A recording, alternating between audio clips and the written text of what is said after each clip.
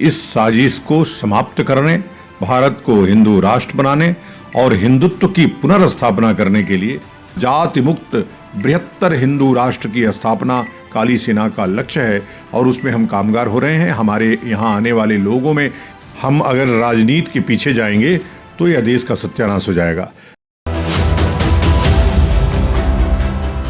नमस्कार, मैं आदित्य तिवारी अपने सहयोगी आशुतोष पांडे जी के साथ। आज हमारे साथ एक ऐसी शख्सियत हैं जो हिंदू समाज को जागृत करने के लिए अपना पूरा जीवन समर्पित कर चुके हैं और लगातार उस कार्य में लगे हुए हैं। काली सेना के संस्थापक आनंद स्वरूप महाराज जी हैं। इनसे हम विभिन्न विषयों पर चर्चा करेंगे। हमारा प्रश्न है कि काली सेना को आपने बनाने का क्या उद्देश्य रहा आपका? अभी हिंदू धर्म में जो व्याप्त दिक्कतें हैं, लब जिहाद, धर्मांतरण, इसको लेकर के और जिस प्रकार से भारत को गजवाए हिंद या दारुल हरब से दारुल इस्लाम बनाने की जो साजिश चल रही है, इस साजिश को समाप्त करने, भारत को हिंदू राष्ट्र बनाने और हिंदुत्व की पुनर्स्थापना करने के लिए काली सेना का गठन किया गया है। काली सेना भारत के 5 राज्यों में मजबूती से और लगभग 8 राज्यों में अभी हाल ही में शुरुआत हुई है उसकी। उसमें उत्तर प्रदेश भी एक है। जल्द ही गांव-गांव सूर्य पूजा के माध्यम से और प्रशिक्षण, छोटे छोटे प्रशिक्षणों के माध्यम से काली सेना की उपस्थिति गांव-गांव होगी, जिससे यदि एक गांव में 10 काली सैनिक भी है तो उसका खौफ और डर हो, जिसके डर से कोई ऐसा व्यक्ति गांव में घुस करके प्रलोभन के दम पर लोगों को, भोले भाले लोगों को धर्मांतरण के लिए न उकसा सके, धर्मांतरण न करवा सके। इसके लिए हम लोग यहाँ पे अभी इस काली सेना का गठन हुआ है और उसका विस्तार जारी है। धर्मांतरण को रोकने के लिए आप लोगों की तरफ से क्या प्रयास किया जा रहा है? नहीं, धर्मांतरण को रोकने के लिए लोग, धर्मांतरित करने वाले लोगों के मन में खौफ पैदा किया जा रहा है और जो भोले भाले लोग हैं उनको जागरूक किया जा रहा है कि चंद रुपयों की लालच से आपको आपका परिवर्तन, जो आपका रूट है, आपकी जड़ से उखाड़ दिया जा रहा है। और जो पेड़ जड़ से उखड़ जाता है वो कहीं पनप नहीं पाता है। इसलिए जड़ों को मत छोड़िए, आप जागरूक रहिए, सावधान रहिए। किसी प्रलोभन में आकर के अपने जो धर्म है, जो प्राकृतिक धर्म है, जो मानवीय धर्म है, ऐसा सनातन धर्म को मत छोड़िए। ये प्रयास हम लोग लगातार कर रहे हैं। महाराज जी, ये कार्य आप कब से कर रहे हैं हिंदू समाज को जागृत करने का? नहीं, हिंदू समाज को जागृत करने का काम तो 2001 से कर रहे हैं, लेकिन काली सेना अभी 2019 में बनी है।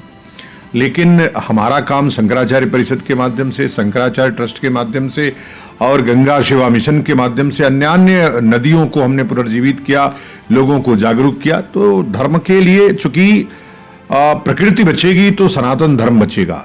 हम पंचभूतों की उपासना करने वाले लोग हैं। सनातन वैदिक धर्मी जितने भी हैं वो सब पंचभूतों की उपासना करता है, जिससे सितजल पावक गगन समीरा, पंच तत्व से बना शरीरा। जिससे यह शरीर बना है, उन सब की उपासना करने का जो ज्ञान है वो सनातन वैदिक धर्म में है। और सनातन वैदिक धर्म अपने अवनति काल में जा रहा था, इसलिए काली सेना का गठन करना पड़ा। सेना इसलिए कि डिसिप्लिन्ड युवाओं की एक फौज रहे, ताकि हमारे हिंदुत्व के ऊपर कोई आंख उठाने की हिम्मत न करे। बटा हुए हिंदू समाज को आप कैसे एकत्रित करेंगे? तो उनको एक साथ लाना और एक उपदेश के लिए प्रेरित करना बड़ा मुश्किल कार्य है। हाँ, ये तो सच बात है कि हिंदुओं को इकट्ठा करना बड़ा मुश्किल है। अभी लगभग 10,000 जातियों में बटा हुआ हिंदू समाज कैसे इकट्ठा होगा, ये चैलेंज है। और मैं सबको जागरूक कर रहा हूँ, मैं बोल रहा हूँ कि कोई जन्म से शूद्र नहीं होता, कोई जन्म से ब्राह्मण नहीं होता। और यह जो जातियां हैं, यह षड्यंत्र के तहत अंग्रेजों द्वारा उत्पन्न की गई हैं। जाति का जो उद्भव है वो कहीं से भी 200 साल पुराना नहीं है। तो यह जाति मुक्त बृहत्तर हिंदू राष्ट्र की स्थापना काली सेना का लक्ष्य है और उसमें हम कामगार हो रहे हैं। हमारे यहाँ आने वाले लोगों में कोई विभेद नहीं होता और शास्त्र किसी में विभेद नहीं करता।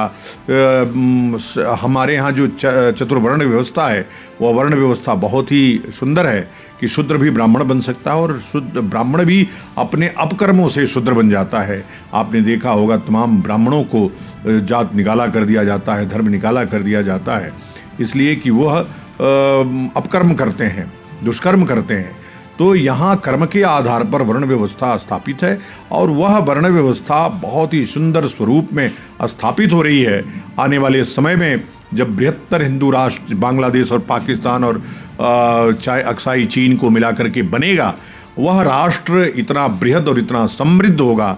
काली सेना की प्रमुख भूमिका होगी उसमें कि जब हिंदू राष्ट्र हो जाएगा तो हमारा हर व्यक्ति, एक एक व्यक्ति सैनिक होगा। मैं अभी भी अपने युवाओं को कह रहा हूँ कि स्वयं सेवक बनने से अच्छा है आप स्वयं सैनिक बनिए।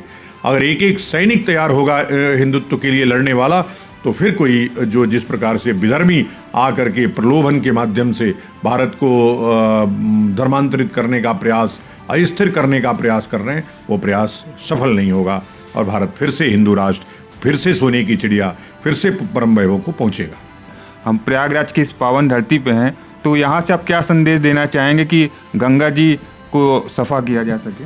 देखिए, शास्त्र के जो महाभारत का नदी पर्व है वो कहता है वेगा नाम नदी, वेग ही नदी है। तो मैं बार बार सरकारों को कहता हूँ कि जो अविरलता है वही निर्मलता की गारंटी है। जब तक नदी अपने वेग में अविरल नहीं होगी तब तक वो साफ करना पैसे खाने के बराबर है। तो अभी जो क्लीन गंगा मिशन अन्य उसके नाम पर लूट चल रही है अधिकारियों की और कर्मचारियों की, वह लूट तभी बंद होगी जब सरकार को आस्था होगी माँ गंगा और यमुना में, और कम से कम ये दो नदियाँ पूरी तरह से बांध मुक्त होंगी, अविरल होंगी, और अविरलता ही निर्मलता की गारंटी है। फिर आपको निर्मलता के लिए, उसकी सफाई के लिए कुछ करना नहीं। इस समय कोई सफाई कर सकता है? तो जब वेग रहेगा नदी में, और जिस नदी में वेग नहीं हो, नदी नहीं नाला है, वो नदी नहीं तालाब है, तो गंगा को आपने तालाब बनाने की जो साजिश की है उस साजिश को दूर करना होगा। भारत जब हिंदू राष्ट्र हो जाएगा तो ये जो हमारी पंच नदियाँ हैं, जो पवित्र नदियाँ हैं, पुण्य नदियाँ हैं, उनमें कोई भी बांध नहीं होगा, सब अविरल होगा। इस दिशा में काली सेना क्या कर रही है इस बाधाओं को दूर करने के लिए? देखिए, काली सेना जो है, काली सेना का एक काम अभी तो सैनिक बनाना है और लोगों को प्रशिक्षित करना है, शिक्षित करना है।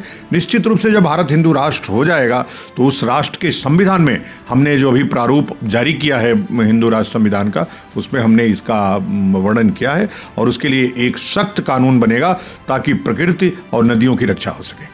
आप हिंदू समाज की क्या वो देखते हैं, चुनौतियां देखते हैं आने वाले समय में? देखो, आने वाले समय में तो कोई चुनौती नहीं है, लेकिन अभी जो वर्तमान चुनौतियां बनी हुई हैं, उन चुनौतियों का सबसे बड़ा जो वो है जड़ में है उसके, वो है जाति व्यवस्था। जाति मुक्त भारत जब होगा, जब हमारे युवा जात से ऊपर उठ जाएंगे और जाति को अपने दिमाग में नहीं रखेंगे, छुआछूत की भावना नहीं रखेंगे, ऊंच नीच की भावना नहीं रखेंगे, तो निश्चित रूप से यह जो चैलेंज है वह सबसे बड़ा है कि जाति छोड़ो हिंदू जोड़ो, जाति छोड़ो हिंदू जोड़ो। यह जो महाअभियान हमारा अगर सफल हुआ, यह चैलेंज है कि हमारा जो समाज है, हिंदू समाज है, वो जातियों में बटा हुआ है। इस्लाम के लोग गर्व से कहते हैं कि हम मुस्लिम हैं, लेकिन हिंदू कभी कहता है कि मैं ब्राह्मण हूँ, मैं क्षत्रिय हूँ, मैं वैश्य हूँ, मैं क्षुद्र हूँ, मैं राजभर हूँ, मैं बनिया हूँ, मैं फलाना हूँ, मैं ठिकाना हूँ। दुनिया भर की जातियाँ स्वनिर्मित जातियाँ हैं। राजनीति से प्रेरित यह जाति व्यवस्था है, इसको दूर करना यह हमारे लिए चैलेंज है और उसको हमने स्वीकार किया है। धीरे धीरे जो युवा है वह इसकी तरफ आकर्षित हो रहा है। जात मुक्त भारत बनेगा, जात मुक्त हिंदुस्तान बनेगा और वह पूरी जो भारत है वो पाकिस्तान और बांग्लादेश सहित हमारा भारत होगा।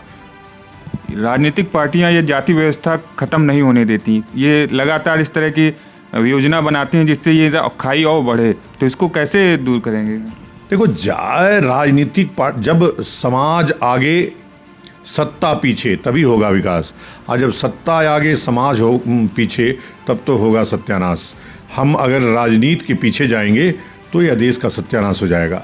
जाति जो व्यवस्था है यह इसलिए बढ़ती जा रही है कि हमारा पूरा विश्वास राजनीति पे हो गया है। तो जब तक ये दलगत राजनीति से ऊपर उठ करके बृहत्तर हिंदू राष्ट्र के बारे में हम नहीं सोचेंगे, तब तक यह जाति व्यवस्था, राजनीतिक लोग अपनी रोटी सेकने के लिए ऐसी जातियों में आपको बांटे रखेंगे। इससे हमको मुक्त होना है और इससे मुक्त होने का एक ही तरीका है कि हम लोग अपने आप को स्वयं सजग रहें, सजग प्रहरी बने। आप जैसे आध्यात्मिक गुरु लोग इस कार्य का नेतृत्व क्यों नहीं करते? नहीं, नेतृत्व कर रहे हैं तभी तो काली सेना बनाए हैं, तभी तो शंकराचार्य परिषद बनाए हैं। जो ये इस व्यवस्था को राजनीति से लड़ने के लिए नहीं कर रहे हैं ना, जागरूक कर रहे हैं लोगों को कि राजनीति से कोई परिवर्तन नहीं हो सकता है, सत्ता से कोई परिवर्तन नहीं होता। सत्ता कभी भी हमेशा वोट के लिए काम करती है कि वो उसको वोट कैसे बना रहे, लेकिन समाज में धर्म पे काम करने वाले लोग जो धर्मभीरू हैं, वह धर्म कैसे समृद्ध हो, मानवता कैसे बचे, शांति कैसे स्थापित हो, उसके लिए काम करते हैं। और उसमें काम हो रहा है, अभी बहुत व्यापक पैमाने पे काम हो रहा है। अभी 1 साल में और आपको दिखेगा, और 2027 तक भारत हिंदू राष्ट्र का जो लक्ष्य है वह हम लोग बहुत द्रुत गति से प्राप्त कर रहे हैं। और यहाँ उत्तर प्रदेश की जो काली सेना है वह आदरणीय पीयूष पांडे जी के नेतृत्व में काम कर रही है। जाति मुक्त उत्तर प्रदेश की व्यवस्था उनके नेतृत्व में काम कर रही है, हम लोग करते रहेंगे। धन्यवाद महाराज जी हमसे बात करने के लिए।